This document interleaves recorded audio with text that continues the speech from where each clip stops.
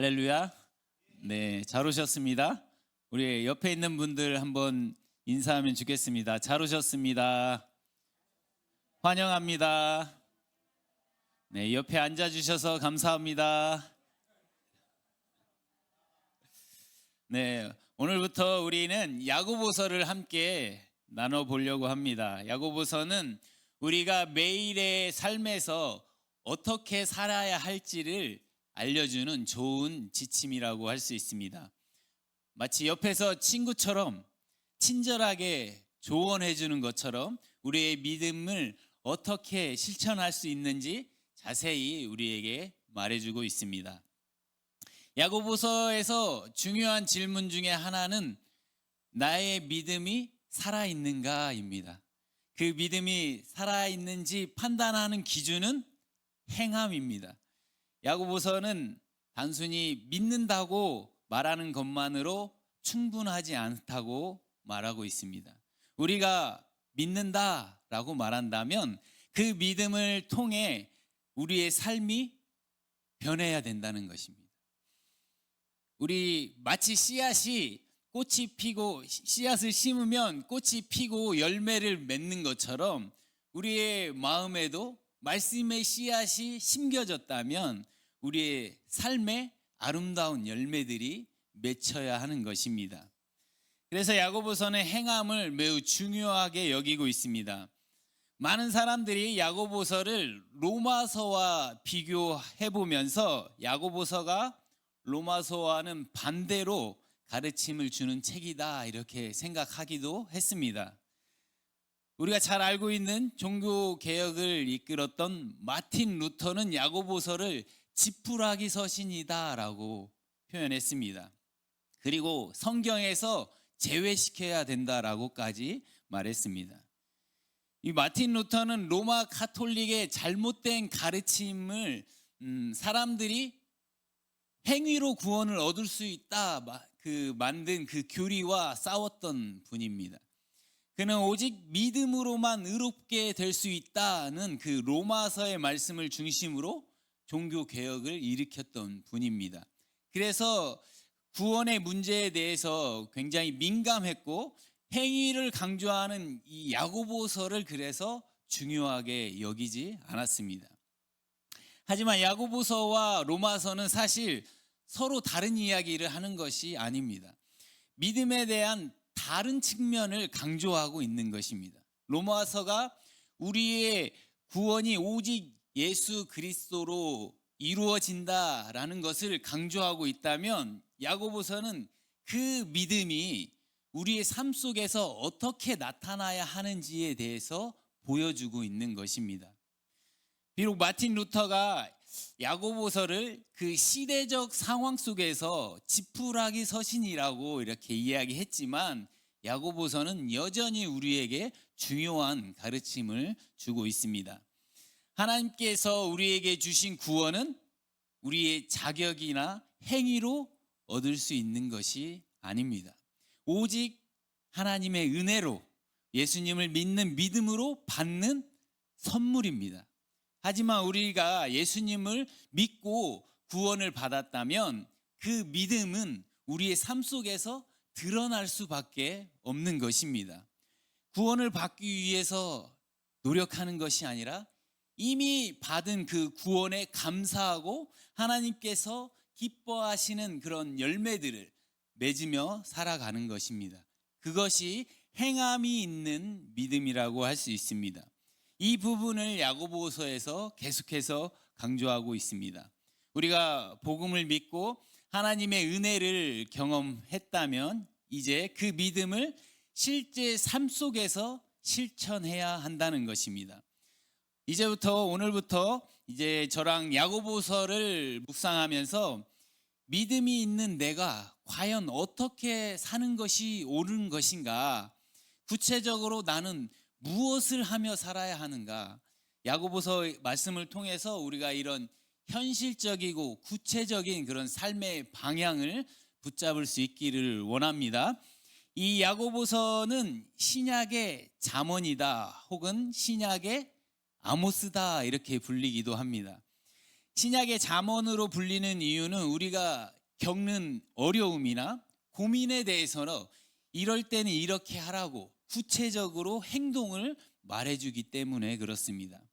야고보서가 총 108절로 구성되어 있는데 그 중에 54절이 명령형으로 되어 있습니다. 읽다 보면 우리가 어떻게 행동해야 하는지를 직접적으로 알려주는 내용이 많이 있습니다. 이런 점에서 야고보서의 메시지는 잠언서와 비슷하다고 할 수 있는 것입니다. 이 야고보서가 또 신약의 아모스다 이렇게 불리기도 합니다. 구약의 선지자 아모스는 이스라엘 사회의 부조리, 특히 부자들의 탐욕과 빈곤층의 억압을 강력하게 비판했습니다. 그는 사회의 정의를 외치고 불의한 자들에게 심판을 선포했습니다. 야고보서 역시 초대 교회에서 부자들과 가난한 자들의 불평등, 또 교회 안의 차별의 문제, 사회적인 그런 문제들을 지적하면서 신자들의 정의로운 삶을 요구하고 있습니다. 특히 가난한 이웃을 돌보고 부자들에게는 겸손을 요구하며 사회적인 책임을 강조하고 있어서 신약의 아모스다 이렇게 불리기도 합니다. 야고보서는 그러니까 그리스도인의 개인적인 신앙 문제를 넘어서 공동체와 사회 속에서 우리가 어떻게 살아가야 하는지를 보여주고 있는 것입니다. 이 야고보서를 기록한 야고보는 누구일까요? 신약 성경에 우리가 잘 아는 예수님의 제자 중에 야고보가 2명이 나옵니다. 세베대의 아들 야고보, 그는 사도 요한의 동생이기도 합니다. 그런데 그는 사도행전 12장에 보면 헤롯 왕이 교회를 핍박하기 시작하면서 주후 44년경에 죽임을 당했습니다. 야고보서가 그렇게 빠른 시기에 기록되었다고 보기 어려운 점이 있기 때문에 야고보서의 저자로 보지 않습니다. 또 다른 한 명은 예수님의 제자 알페오의 아들 야고보가 있습니다. 작은 야고보라고도 불리는데 이 제자는 자신의 이름으로 교회들에게 편지를 쓸 만큼 유력한 사람이 아니었습니다. 그리고 또 한 명의 야고보는 예수님의 어머니와 마리아와 요셉의 사이에서 태어난 야고보, 예수님의 동생 야고보입니다. 성경에 이 예수님의 형제가 4명이 나오는데 야고보, 요셉, 시몬, 유다입니다. 이 중에 예수님의 형제 유다는 유다서를 기록한 바로 그 유다이고, 예수님의 형제 야고보가 오늘 이 함께 읽은 본문 말씀을 기록한 분입니다.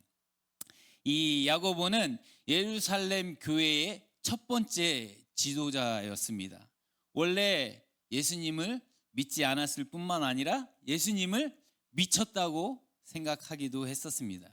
그런데 예수님의 십자가와 부활을 목격한 뒤에 예수님을 구주로 영접했고 예루살렘 교회를 이끄는 지도자가 되었습니다.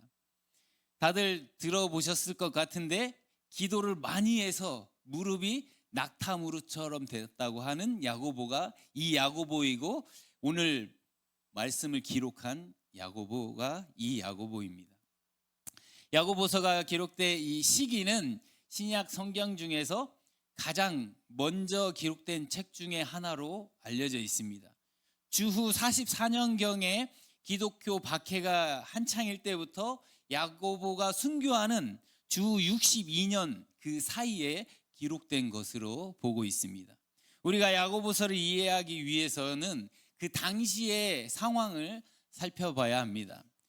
오순절 성령 강림 사건이 있고 난 후에 제자들이 이제 복음을 전하기 시작했습니다. 특히 베드로의 설교를 통해서 많은 사람들이 회심하고 그 결과 약 3,000명이 세례를 받는 일이 일어났습니다. 이후에도 베드로는 성전 앞에서 안진뱅이를 고치고 그의 설교를 통해서 5천 명이 더해지는 그런 일이 일어났습니다. 이렇게 복음이 전파되고 사람들이 몰려오는 상황에서 그들만으로는 그 사역을 다 감당하기가 어려웠습니다. 그래서 사도들이 일꾼을 세워서 구제와 같은 그런 실질적인 사역을 맡기기도 했습니다. 이때 이방인들에게도 복음이 전파되면서 중요한 사건이 하나 발생하는데, 바울이 안디옥에서 목회를 할 때였습니다. 초기 기독교는 주로 유대인으로 구성된 그리스도인들이었습니다. 이들은 이미 모세의 율법을 지키고 있었고 구원을 얻기 위해서는 율법을 계속 지켜야 된다고 생각했습니다. 특히 할례는 유대인의 신앙생활에서 매우 중요한 부분이었기 때문에 할례를 꼭 받아야 된다라고 주장한 것입니다. 근데 문제는 바울과 바나바가 복음을 이방인들에게, 유대인들이 아니라 이방인들에게 전하게 되면서 생겨난 것입니다. 유대인 기독교인들은 이방인들도 구원을 얻기 위해서는 율법을 지켜야 된다, 할례를 행해야 된다라고 계속해서 주장한 것입니다. 이 문제로 인해서 교회가 큰 논쟁에 쌓였습니다. 이것을 해결하기 위해서 교회의 역사상 처음으로 예루살렘에서 회의가 진행됐습니다. 당시 야고보는 그 예루살렘 교회의 지도자였고 공회의 의장을 맡아서 이 회의를 주도하고 이 논쟁을 정리했습니다.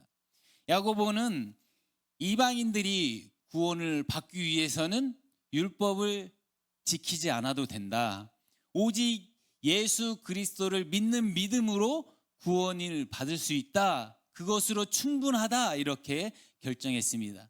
하지만 그 이방인들과 유대인들이 화합을 하기 위해서 몇 가지 지켜줄 것을 제안했습니다. 구체적으로 우상에게 바치는 제물을 먹지 말라, 고기를 먹지 말라, 또 음행을 피하라, 목매어 죽인 동물의 고기를 먹지 말라, 이러한 제안들을 했습니다. 이 이방인들이 할례를 받지 않아도 기독교인이 될 수 있다는 이 결정은 기독교가 유대교의 울타리를 넘어서 모든 민족에게 복음이 전파될 수 있는 길을 활짝 열어준 것입니다. 이로 인해서 기독교가 특정 민족이나 특정 문화에 국한되지 않고 다양한 배경을 가진 사람들에게도 전파될 수 있게 된 것입니다. 예루살렘 교회는 오순절에 모인 다양한 사람들이 회심해서 형성된 그런 공동체였습니다. 스데반 순교 이후에 교회에 대한 박해가 심각해지면서 많은 사람들이 낯선 땅으로 흩어졌습니다. 박해를 피해서 흩어진 성도들은 경제적인 어려움이 있었고 사회적으로 고립되고 또 신앙적인 유혹에 직면해 있었습니다. 이때 야고보가 흩어진 그 성도들에게 편지를 보내게 된 것입니다. 이 편지의 내용은 고난과 시험을 통해 믿음이 더욱 견고해지고 성숙해진다는 것을 가르쳐 주고 있습니다. 또한 공동체 내에서 가난한 자와 부유한 자를 차별하지 말고 모든 사람을 공평하게 대하라 말하고 있습니다. 이와 함께 말의 파괴적인 힘에 대해서 경고하고 있습니다. 혀는 작은 지체이지만 온몸을 더럽히고 다른 사람에게 심각한 상처를 입힐 수 있는 문제들을 야고보서에서 다루고 있습니다. 이러한 편지의 내용들이 우리가 앞으로 살펴볼 내용들입니다. 이 편지를 시작하면서 오늘 야고보가 자신을 하나님과 주 예수 그리스도의 종이다 이렇게 소개하고 있습니다. 우리 야고보서 1장 1절 말씀을 다시 한번 우리 함께 읽어보겠습니다. 하나님과 주 예수 그리스도의 종 야고보는 흩어져 있는 12지파에게 문안하노라. 야고보가 예수님의 동생이었다는 것을 생각하면 야고보의 이런 고백은 놀라운 것이라고 할 수 있습니다. 앞에서 잠깐 언급한 것처럼 야고보는 예수님이 미친 줄 알았습니다. 당연히 예수님을 그리스도로 메시아로 생각하지도 않았습니다. 그런데 지금 야고보는 자신을 그리스도의 종이다 이렇게 소개하고 있습니다. 모든 그리스도인들이 구주로 믿고 섬기고 따르는 예수님을 자기의 형으로 두고 있는데 자기를 얼마든지 이렇게 소개할 수도 있었습니다. 저는 여러분이 섬기는 예수 그리스도의 동생 야고보입니다. 세상적인 관점에서 보면 야고보는 예수님의 그 동생이라는 사실을 충분히 내세울 수 있었습니다. 나는 예수님의 동생입니다. 이렇게 말하면 사람들의 태도가 달라집니다. 사람들의 시선이 달라집니다. 이와 같이 유명한 사람과 아주 친밀한 관계를 맺고 있다는 것은 많은 사람들보다 다른 사람들로부터 지금보다 훨씬 더 나은 사람으로 인정받고 대우를 받을 수 있는 너무나 쉬운 방법입니다. 그런데 야고보는 그렇게 하지 않았습니다. 이 땅에 자신의 지위와 부를 이용해 부당한 혜택을 누리는 사람들이 많이 있습니다. 우리가 생각하기에 정말 지나치다 여겨질 정도로 과도해서 사회적 문제가 되고 있습니다. 그럼에도 불구하고 그들은 부끄러워하지를 않습니다. 부당한 혜택을 누리면서도 뻔뻔하고 당당합니다. 왜 그렇습니까? 부당한 혜택들이 드러나고 밝혀져도 바뀌는 것이 없습니다. 아무리 큰 잘못을 저질러도 제대로 처벌하지 않습니다. 자신의 지위와 권력으로 다 은폐해버립니다. 자신들의 특권을 다른 사람을 위해서 섬기는 데 사용하는 것이 아니라 오히려 그것을 가지고 다른 사람들을 이용하고 그것을 자랑스럽게 여기며 살아갑니다. 야고보는 그렇지만 달랐습니다. 그는 자신의 위치와 그 신분을 과시하지 않고 오직 예수님을 주님으로 섬기며 살아갔습니다.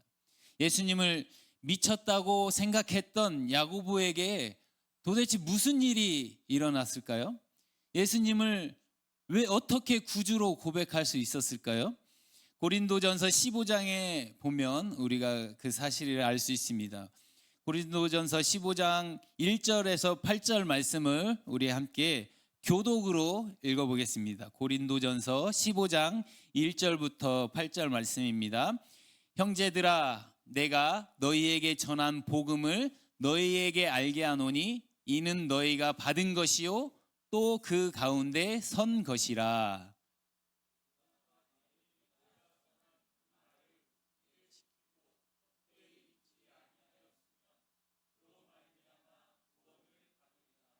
내가 받은 것을 먼저 너희에게 전하였노니 이는 성경대로 그리스도께서 우리 죄를 위하여 죽으시고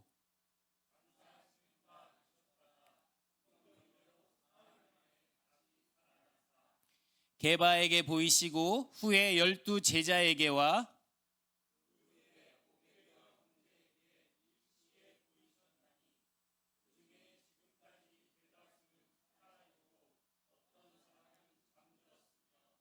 그 후에 야고보에게 보이셨으며 그 후에 모든 사도에게와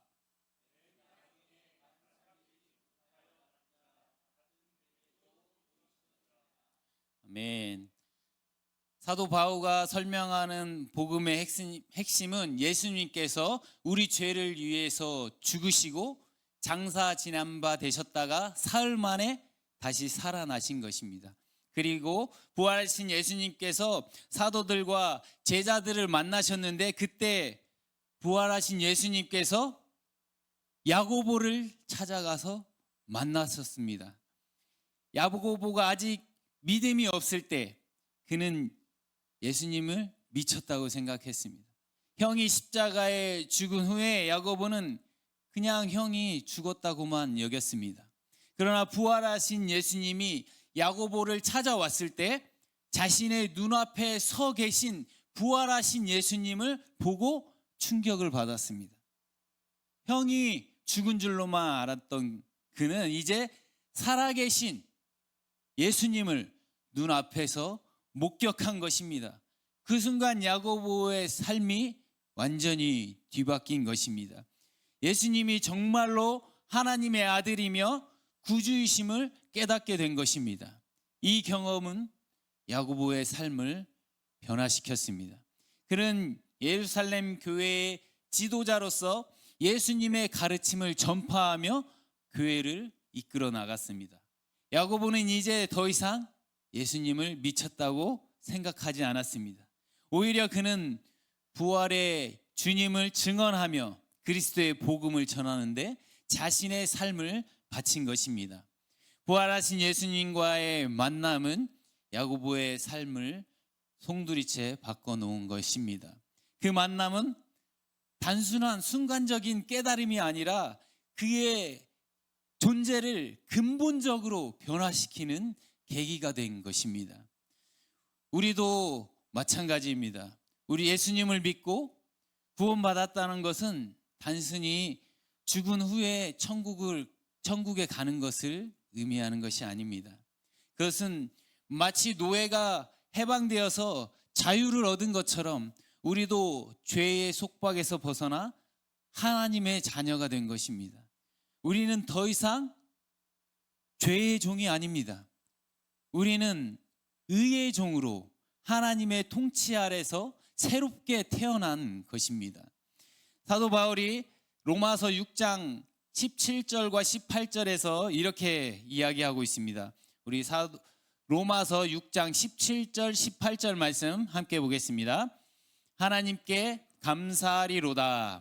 너희가 본래 죄의 종이더니 너희에게 전하여 준 바 교훈의 본을 마음으로 순종하여 죄로부터 해방되어 의에게 종이 되었느니라. 아멘. 예수님과 함께 십자가에 못 박히고 새 생명으로 태어난 우리는 더 이상 죄의 지배 아래 있지 않습니다.